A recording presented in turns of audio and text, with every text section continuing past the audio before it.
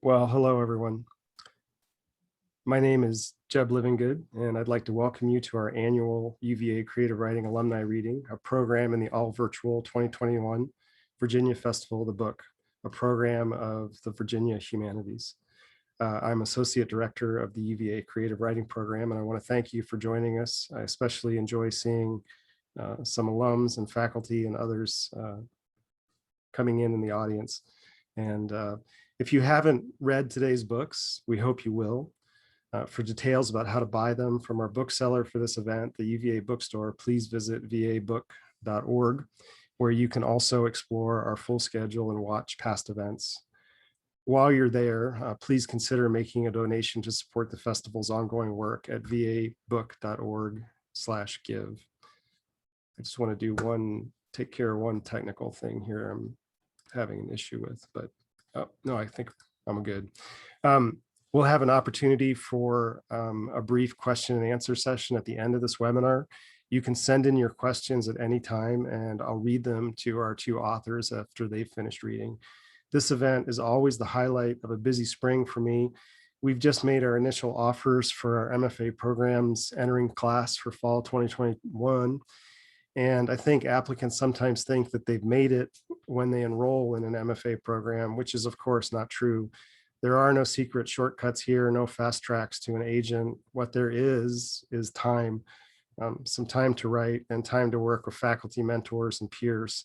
And if as a community, we're very good at what we try to do and very lucky, we can help our MFA students shave off a few years toward that first publication.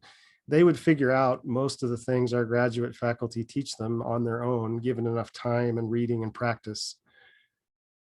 And I think they would come to see the strengths and weaknesses of their manuscripts if they could just put them in a drawer for a year or two and come back to them with fresh eyes. But an MFA program can help compress all this time. It can give a little funding and support along the way, some teaching opportunities. And if we're doing our job, we can shave off some of that time toward a first book. What we can't do, of course, is the work itself. That's up to the student, the writer who has to put in those lonely hours revising, questioning, and revising again. It's just drudgery. It's the hardest thing you'll ever do. And these two have done it and are, I suspect, working on the next project. Behind me is our creative writing lounge, and there's a fridge out there. And if this was a normal spring, I would have sushi and cucumber sandwiches in there ready for a small reception after this event. But the fridge is a little bare this year. The silver lining is that we can at least make this reading available to people like you far beyond UVA in a way that we can't with our typical in-person events. Things are going to be different after this pandemic. We're all going to think differently. And maybe our program events like this one are going to be different too. Simulcasts, I don't know. My stomach just sunk a little bit at the thought of hosting our readings as both an in-person and online simultaneously, but that may be the new normal. I don't know what that normal is going to be. I just know it's going to be different. But I think our core mission as a program remains unchanged. Time, a little support, mentoring, and advice. At least that's my hope. So with that, I'm pleased to introduce our speakers. Anna Beecher will read first. She's the author of Here Comes the Miracle, and she's a 2020 graduate of UVA's MFA in fiction. She's also a theater maker and recently presented shows with Lincoln Center, New York, and the Barbican, London. In 2018, she won the Henfield Prize for fiction. Emily Temple, author of The Lightness, earned a BA from Middlebury College and an MFA in fiction from UVA, where she was a Henry Hoynes Fellow and the recipient of a Henfield Prize. She lives in Brooklyn, where she is the managing editor at Literary Hub. So with that, I am going to turn things over to Anna.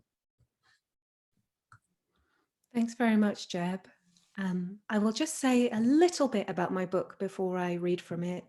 So Here Comes the Miracle is the story of Joe and Emily, a brother and sister who are in their 20s. And Joe is this sort of brilliant violinist, and his sister Emily is a little bit younger than him, but she's always been fiercely protective of him because he's quite shy. The book moves through the final year of Joe's life after he receives a cancer diagnosis at the age of 25. And it's also the story of their grandparents, Eleanor and Edward. Edward's carried a secret from early in his life through into old age. And the book is really about what does it mean to share your life with another person. It's about waiting for a miracle and how life can be random in a kind of violent way, but there's beauty in that randomness as well. Okay, so I'm going to read from sort of later in the book. And at this stage, Joe has been having treatment for his cancer for about 9 months. A letter arrived at our parents' house. I was standing in the supermarket when my phone rang. The only thing in my basket was a bag of red apples. I slid the basket's handles into the crease of my elbow as I took my phone from my pocket. "Hi, Emily," Dad said. I said, "Hi, Dad." I crossed the aisle to bags of spinach. I still expected an ordinary thing. He said, "A letter arrived for Joe." I put the basket down and picked up a bag. The edges of the leaves inside were turning yellow. I put the bag down and inspected another. I thought I should call you because they said. Dad paused. He must have the letter in his hand. I put the spinach down. Crinkle sound of plastic on plastic. He can still have treatment, but from now on the emphasis is palliative. I stood there very still. A child ran around the corner, a little Orthodox boy with ringlets resting on the side of his face. "Right," I said. "I knew you'd want to know," Dad said. "Yeah, thank you," I said. I looked down at the apples. "How's Joe?" "He's upset," Dad said.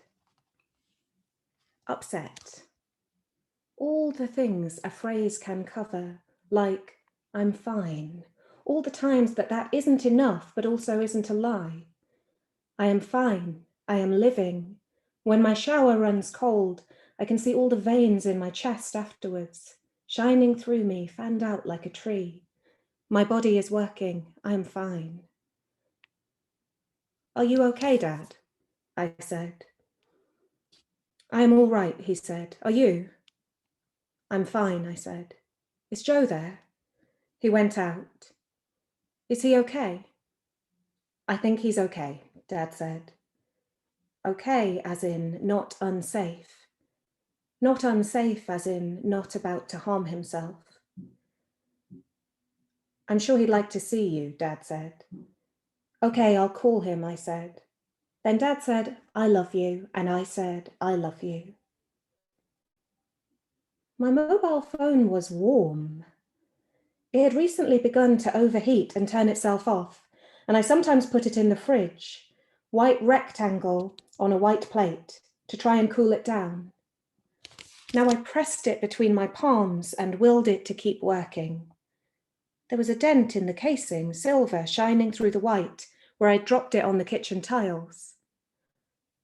I had been told so many seismic things through this small device. Several months from this moment, the phone would be stolen. A man pretending to be drunk would stand too close to me on the bus and slip it from its pocket. And a replacement would arrive in a box with a peel-off sheet of clear plastic to protect its face. I put the apples away and discarded my basket by the door. Outside, I called you. You were on the train when you answered. I asked where you were going. "I don't know," you said. "I just needed to get out." Just a small flutter of panic through your voice. I told you to meet me and you said, "Okay." You said it again after each of my instructions. "Change at Clapham Junction." "Okay." "Go to platform 10. I said you'd know when you were on the right train if it smelt of burnt toast. "It's a mystery," I said. "All the Waterloo trains smell like toast." Then I got on the 243 and moved toward you. I was on a backward-facing seat, which made me feel sick. It was hot, though the world outside was cold, but it seemed too crowded to try and get my coat off. Opposite me, a woman sat with a little girl who was holding a sheet of paper with pasta bows and glitter glued onto it. "Later we can show Mummy," the woman said. Her accent sounded Polish, perhaps. "Mummy will like that," she said. How kind of her, or how professional, to keep conjuring up this person who was not there. She placed a tissue over her hand, and the child placed her nose in it and blew. I pictured this woman later, how she would leave the girl and return to her flat to Skype her own mum, would slip into her own language and say, work was fine, the child was fine, sweet really. She wouldn't talk about the man she had been dating, kind and skinny, who made her laugh and smelled like yeast when he made love to her. How she had called it off a few weeks ago, but had gone round to his flat last night and accepted a joint, which had flooded her body and immobilized her.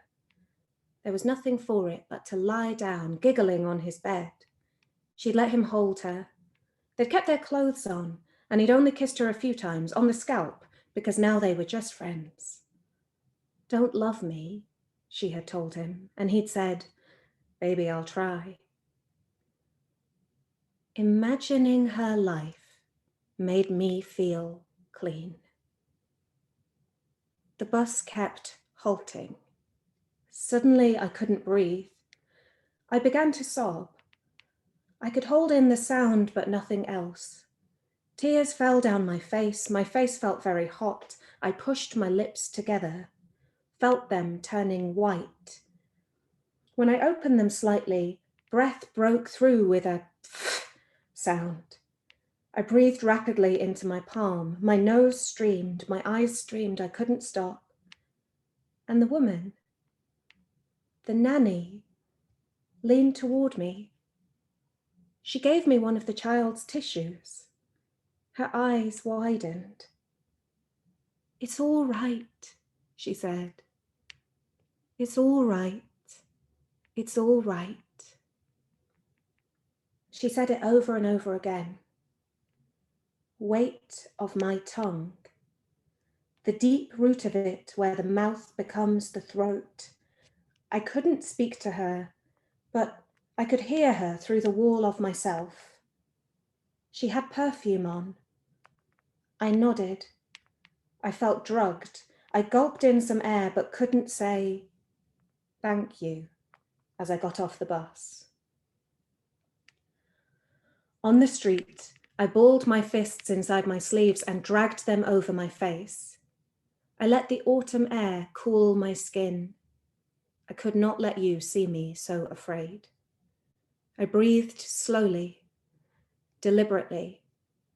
Then I ran my index knuckles gently below my eyes, already dry. I crossed the road and bound you downstairs at the station, waiting as we had agreed outside McDonald's. We went into a Lebanese restaurant. It was too cold to be outside. It had a metal floor and high booths nested into the scaffolding, which you had to climb up ladders to get to. We climbed up and sat on the bench, on the same side, your coat between us. You said there was still a possibility, and I said I believed in it. Then a waitress popped up her head, clear skin and a green streak through her hair. She beamed and said, "How are you?" And we both said, "Fine, thanks." We laughed and laughed when she disappeared down the ladder, as if "How are you?" was the best joke we had ever heard. The food arrived. You ate almost nothing, delicately chewing a strip of white cheese. We kept laughing.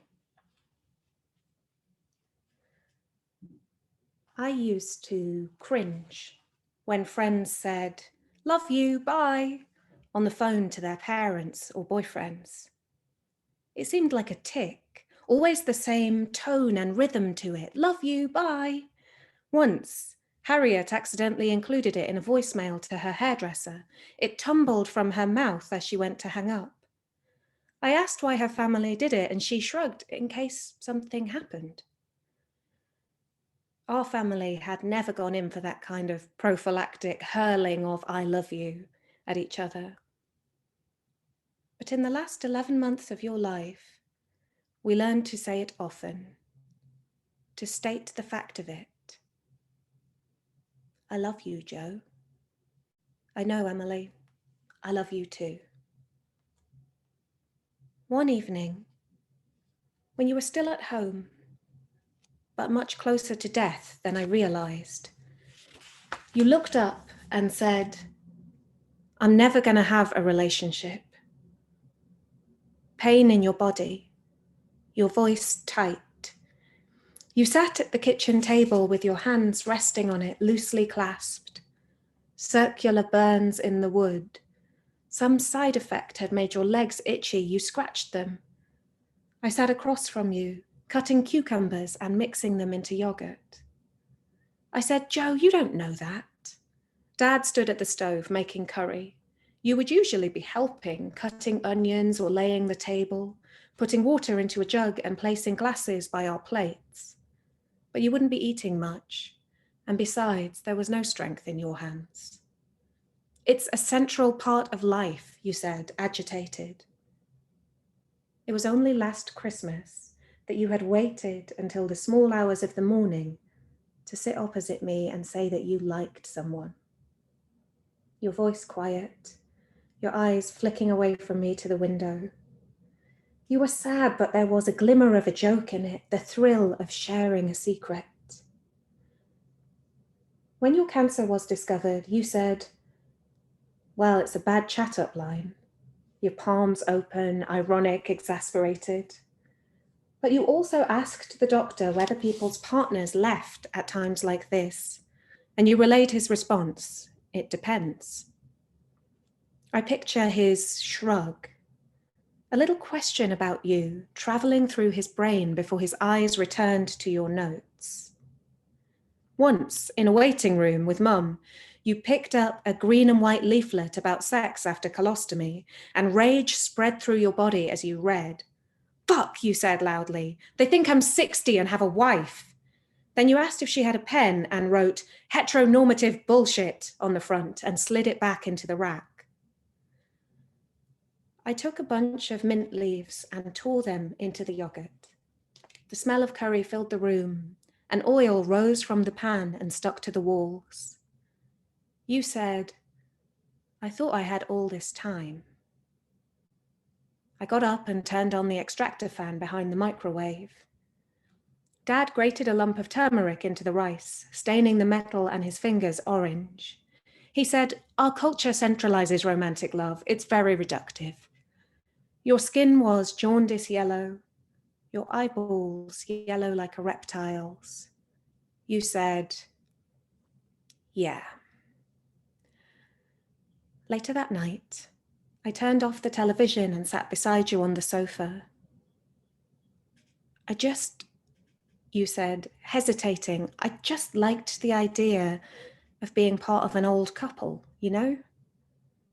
Our grandparents flashed into my mind, sitting together on the beach in Scarborough, her in her black swimming costume, a raised purple vein snaking toward her knee, my childish desire to touch that vein, to lay a sheet of paper over her leg and rub it with a crayon until its shape shone through, as she had once shown me how to do with a sheet of etched brass. Him with white hairs on his chest, the two of them bickering as he unwrapped the greasy paper, and she pursed her lips and blew to cool our chips. I said, Joe, you know that we all love you, don't you? Answering a question that you had not asked. Yeah, you said. I know. But you wanted another sort of love. The type where another person chooses you and you choose them. You wanted someone to notice you and a little tug to develop inside them, urging them toward you, a mirror tug in you. You had seen it, people luminous around each other. That hungry way of listening, one person's knee slipping between the other person's knees, braced there. You wanted to be beautiful to someone. You wanted your skin touched, not by investigative fingers in surgical gloves. Does this hurt? What about this? Hands that chose you, that followed the lines of your body and cared for it as it failed. A healthy hand in your jaundiced hand. Someone to sit on the ward with you, making jokes with dread blooming in their stomach. Someone who kissed you on the mouth when the nurse wasn't looking. I had chosen you the least of everyone in your life. I think of you before you were born. A little unplanned baby nested inside our mother's body as she traveled around Mexico. Her choice to keep you there, a cluster of cells, elongating into a tiny cashew nut, the shape becoming human. Your presence making her vomit on dusty buses, making her crave just the whites of hard-boiled eggs. Dad beside her, eating the yolks from her plate. Their choice before that, to marry each other, to be the beginning of a new family. Later, she said to him, "Let's have another one." And they did, and it was me. The words around your birth are accident and miracle. And this is my word, another. I never chose you. You were a fact of the world as I found it. You had some glimmers. You met a man on the train once, older. You told me about him. You were on your way back to visit our hometown. You kissed in the empty carriage. Hills and farms around you covered by night. You were going to go home with him, but he said, "God, you're so young. You're so young." You were discovering that you were attractive, tentatively deploying that small power in the world. There is a photograph of you from the year before you died, your graduation concert, your violin shining, your face open, confident. Something is clicking into place for you. You are handsome in your white shirt, ready to begin. Thank you.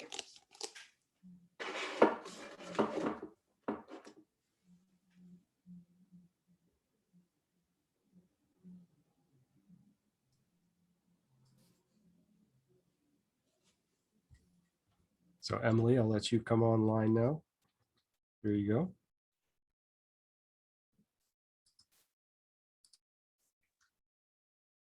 Thanks, Anna. That was so wonderful.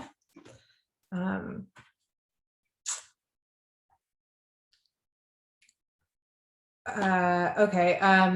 So The Lightness is about a girl who is searching for her father, and she winds up at this sort of pan-spiritual meditation center in the mountains, where she falls in with a group of mysterious girls and, wants to befriend them.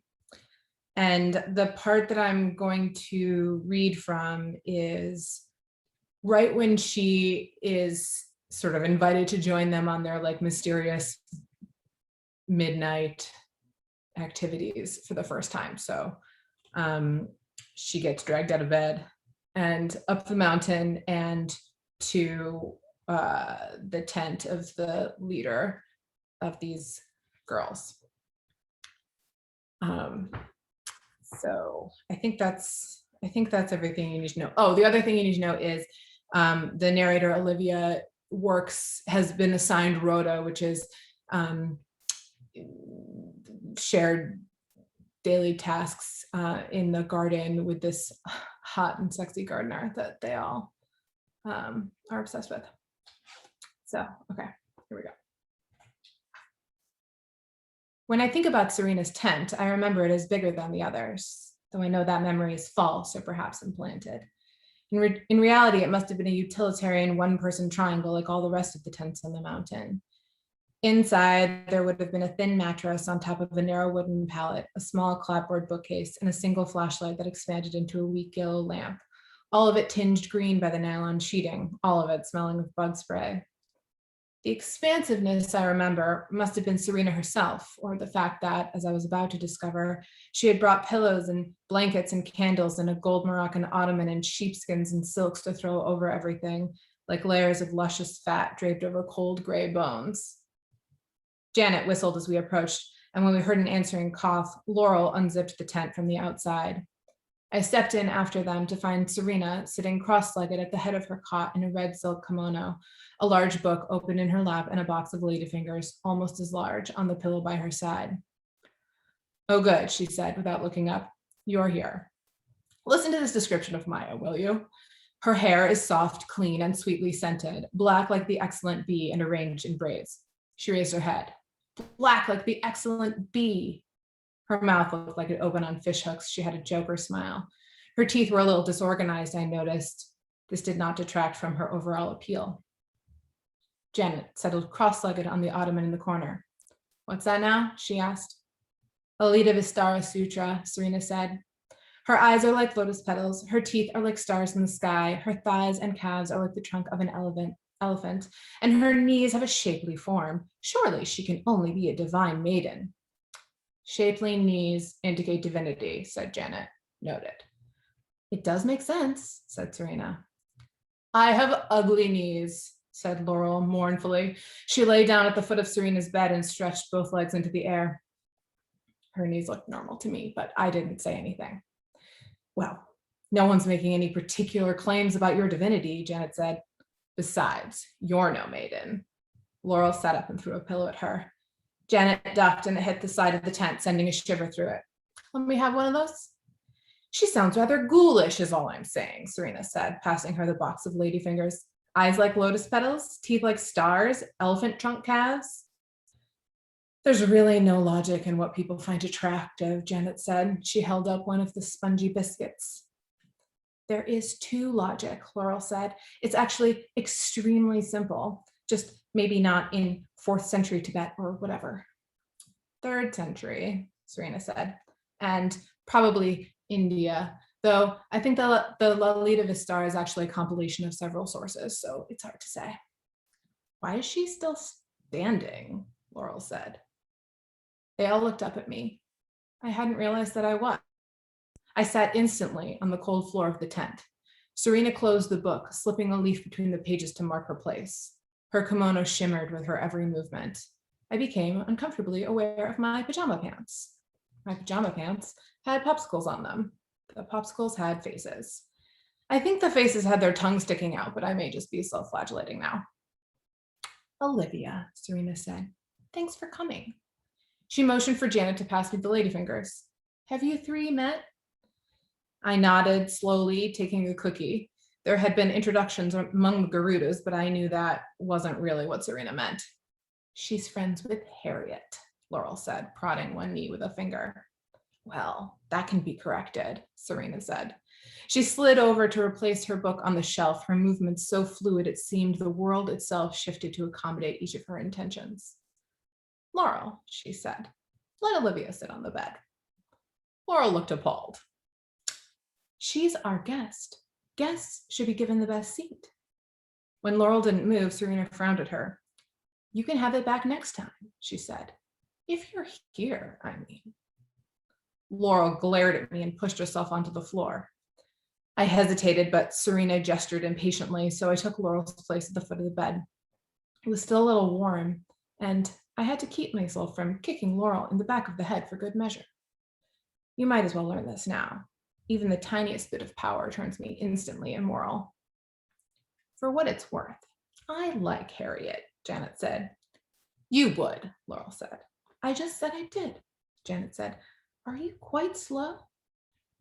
So, Serena said, turning to me. How's Luke treating you? The full force of her attention in that enclosed space was almost shocking. I thought of Maya, whoever she was, those lotus petal eyes, enormous, white, and searching.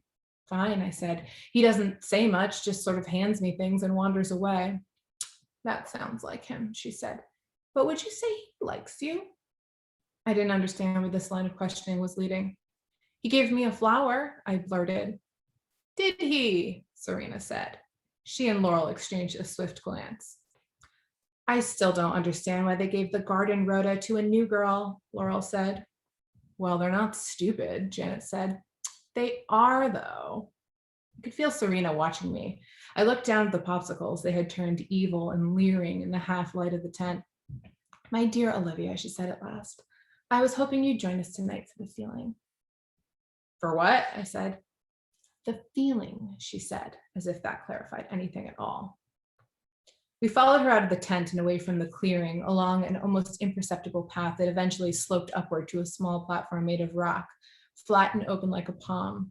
An overhang loomed on one side, creating a sort of shallow cave, but the rest was wholly exposed, like a bald spot the mountain was failing to conceal. Serena unfolded her flashlight into a lantern. Janet spread a blanket on the rock, and Laurel dropped a large bag onto it. I felt a little dizzy again. I had no idea how high up we were. I took a few exploratory steps toward the dark perimeter, but Serena caught my arm. Stay away from the edge, she said. Trust me, you wouldn't want to fall from here. I stopped and searched the striated darkness, but it was impossible to see the place where rock became air. The edge could have been anywhere. She pulled me toward what I hoped was the center of the platform, and we sat. Janet called it sounds that feel good. Laurel called it a braingasm. We are what we think, Serena said, and the other girls closed their eyes. I pretended to close mine too, but really, I watched as Janet drummed her finger softly along the edge of a wooden box. Laurel rubbed a small piece of fabric between her fingers. Serena dragged her thumbnail along an old wooden comb, creating a neutral xylophonic clicking. I sat. I listened. For a while, I felt nothing. But when I closed my eyes at last and focused hard on the sound coming from Serena's comb, something started climbing up my back. How can I explain this? It will never make sense to you unless you felt it.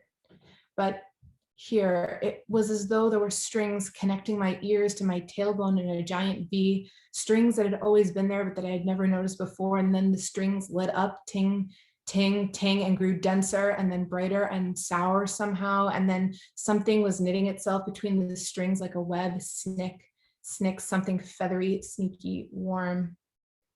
It wasn't sexual, nor was it wholly unsexual.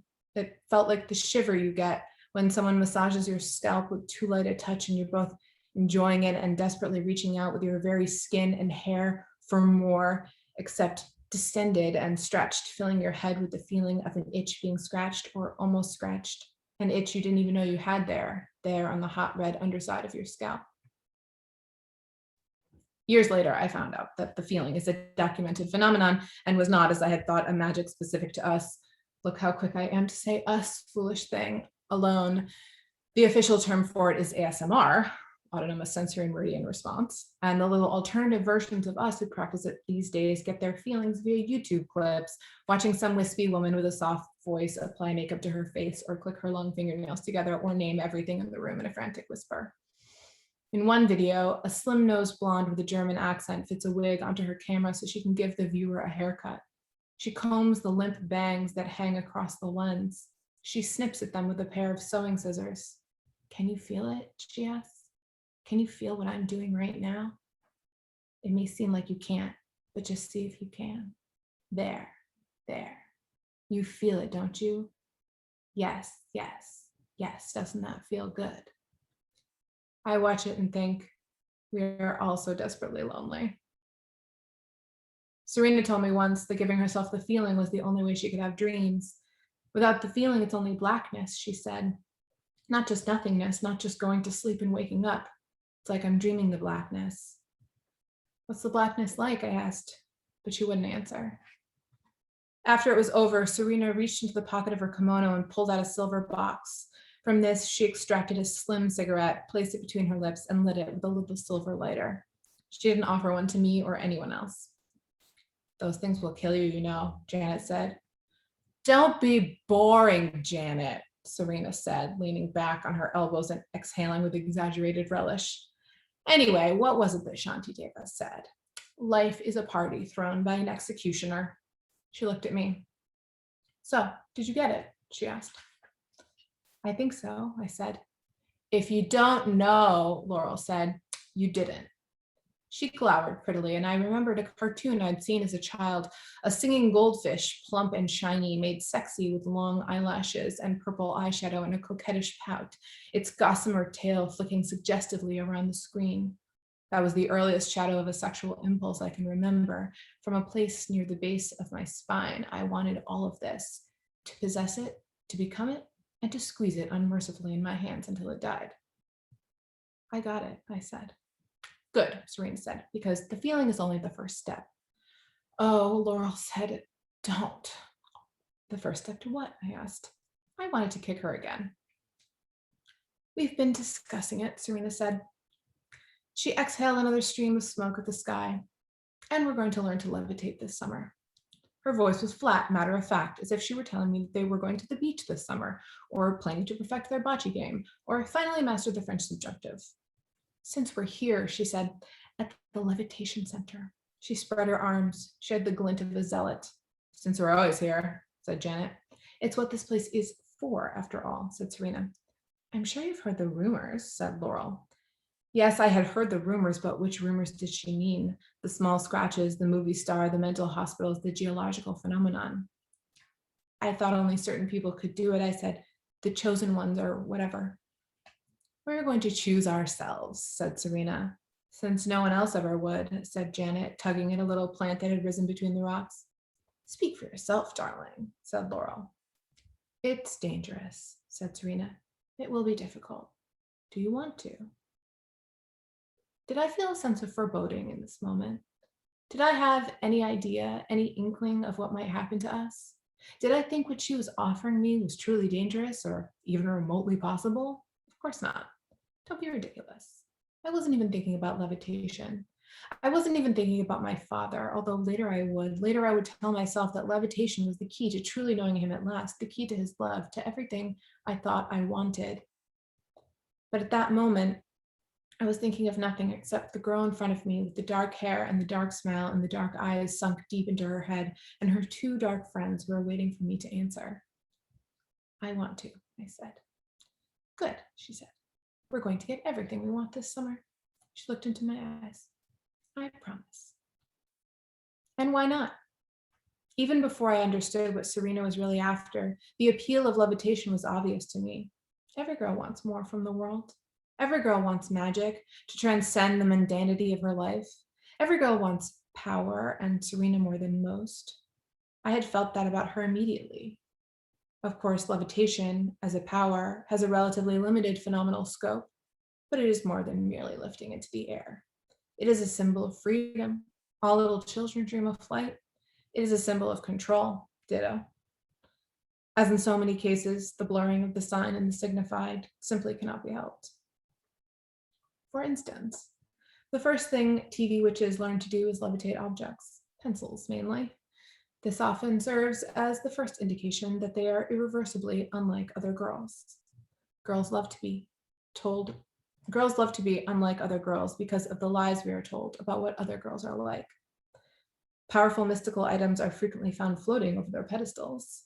When someone becomes infused with a sudden energy, whether internal or external, mystical or common, rage, love, nuclear radiation, they're likely to be raised up into the air by the force of it, storm, etc. I've Got a Crow, Spread Beneath My Willow Tree, the films of Tchaikovsky, and so on. This is only in the kind of stories where the rules of physics are malleable, of course. Though one could argue that the rules of physics are always malleable, just like anything else, if you press hard enough, if you use the right instrument.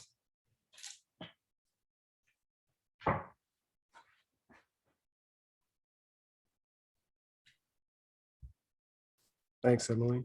And thanks, Anna. So the audience members are welcome to send in questions if you want, using the Q&A button at the bottom of the screen. I have one for you.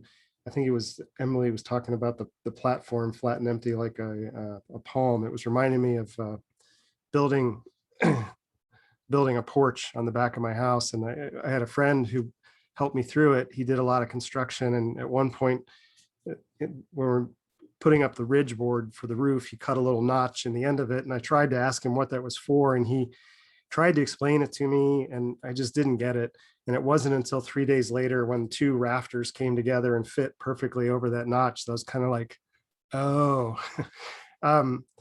So I'm just wondering, you guys have both done your first book here and come out the other side of it. I'm just wondering what pieces of advice you might give.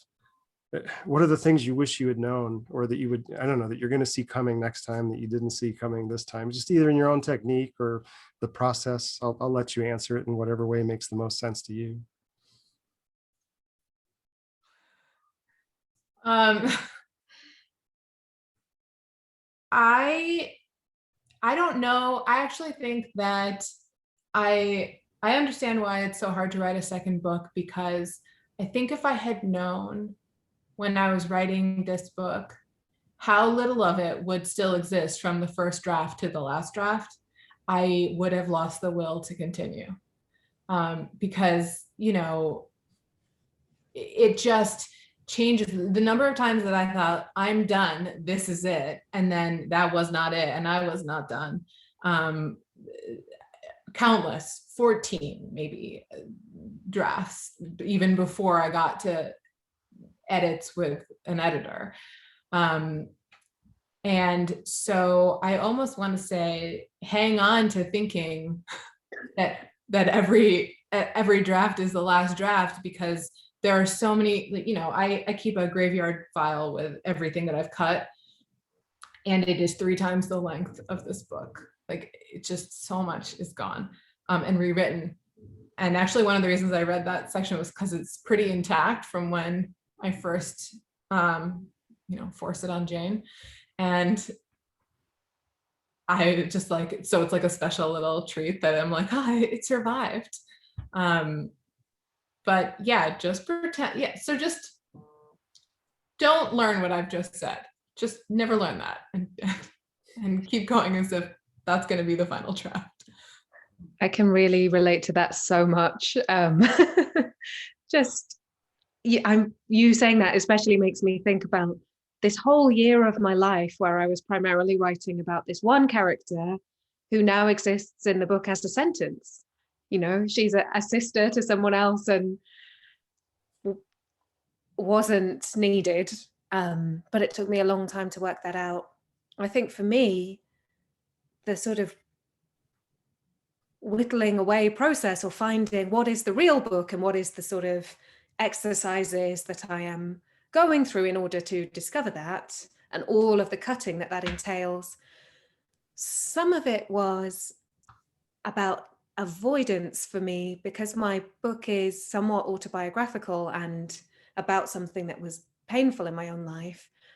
I wrote a lot of side characters and other storylines and things so that I had a lot of distraction from that central bit, and finishing the book and then really editing it and bringing it to a place where it could become this object was so much about actually sitting down with the core of it and what the book had always wanted to be, and allowing it to be that, and finding ways to look after myself along the way. You know, I don't believe in writing should be traumatic or re-traumatizing or horrible and painful, but it is certainly a challenge to go and spend that much time with yourself, I think.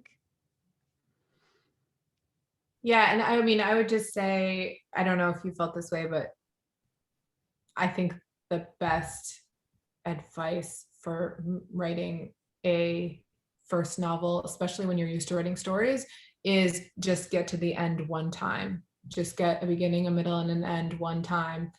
And even if it's a mess, and even if it's filled with stuff that's not going to be in there, just having that framework, at least for me, made it easier to go in there and then say, like, but what's actually the spine, like what belongs and what doesn't. because when you just have an open-ended mess, or when you're working on the same first 3 chapters for years and years, and then you have to cut them eventually, that's bad. Yeah. Yeah, seconded.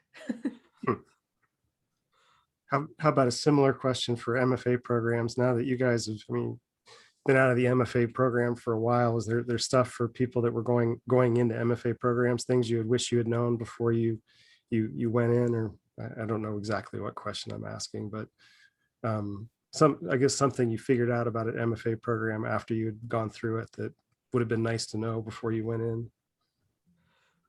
Ooh. I mean, I came into the MFA program, I thought that I knew what it was, but I didn't at all.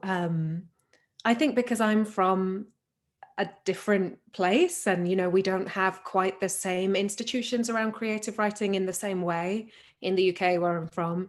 And so I discovered the existence of these MFA programs and thought it was just dazzling to me that you could have that kind of support and that time and the funding. And I applied also thinking this isn't going to happen as well. So it was very speculative and unresearched. And then I just suddenly was moving to Charlottesville. First, I had to look on Google Maps and be like, where exactly even is that again? Because my picture of that was very shaky. So in a way, though, I think that benefited me because I didn't have a lot of expectations going in about, oh, it will be exactly like this, and then discovered it was something else. I was just like, what even is this? Okay, here we go, which just may have made me more open or sort of chill about the shape that it took. That is not advice. You cannot recreate that ignorance if you don't have it. But that was just such a big part of my experience. I think what I worked out was the thing that my MFA gave me more than anything was self-awareness about my writing. And I realized that before the MFA, I didn't have a very strong conception of what I was doing. I just did it. And that there was a limit that I came to around that because I could see that something didn't work or whatever, or I couldn't work out what the next bit to write was. And I had no map or tools for getting in and understanding why or where to go. Sorry, Jeb, that's not an answer to your question at all, but it is what came into my head. I think it is.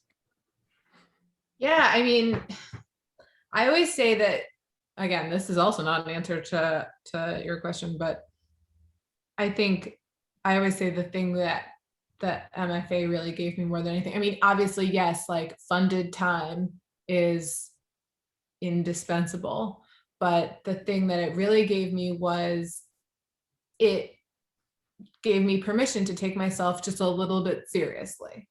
You're surrounded by people for 3 years who are just saying, at least to your face, they're taking you seriously as a writer, and treating you like what you're doing has value and other people might be interested in it.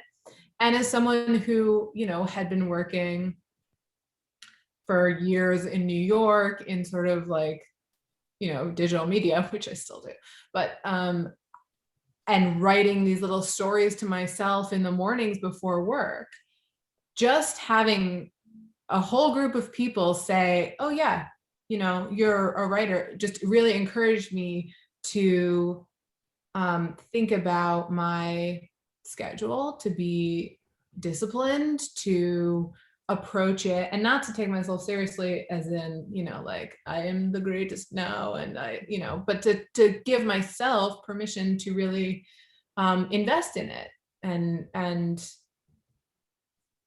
to think of myself as a writer in a way that I never really had, because I thought you could only be a writer if you were, Nabokov.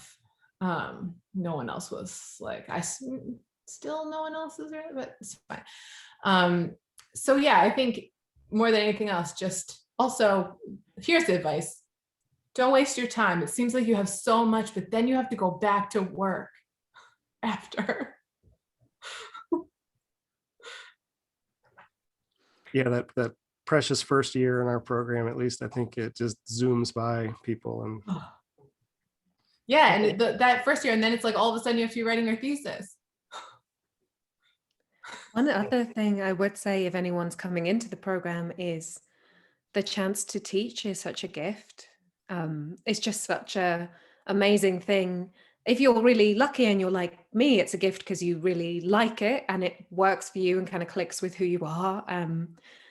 Or, you know, you discover it's not quite what you want to continue to try and do, but you've had that experience. You have been the person who gets asked the question by a student. Here's an answer coming out and thinks, I should do that. You know, you get to crystallize what your knowledge is. And I do think it's this thing that you can think of as peripheral to the MFA experience, or you can think of as really integral to it. It was one of the ways in which I processed everything I was learning by passing it on to undergrads. Yeah, I also really enjoyed it. And, you know, getting my students' emails, like as time goes on, you'll see like they remember you, and they will sort of like pop up in your email to tell you about their little successes. And it's very rewarding. I need a recommendation letter, and could you have it by tomorrow? That too. Don't drag me, Jeb. I wasn't talking about you. Well, I think we're going to wrap up. You guys are both writers and you have the books to prove it. And I just want to thank you for coming and joining us on a spring afternoon. I wish you guys both well and keep in touch. And we will, we'll try and get you to 2 grounds in some way at some point. I was just looking, the dumpling truck is out there, not to play on the heartstrings, but anyway, it was making me think of MFAs and others around. And I see some comments coming in just wishing congratulations to both of you guys and how proud everybody is for your wonderful books. So I think it is time to wrap up. And I just, again, want to thank Anna and Emily and everybody who's watching. Please consider buying Here Comes the Miracle and the Lightness from your local independent bookseller or through the links on vabook.org.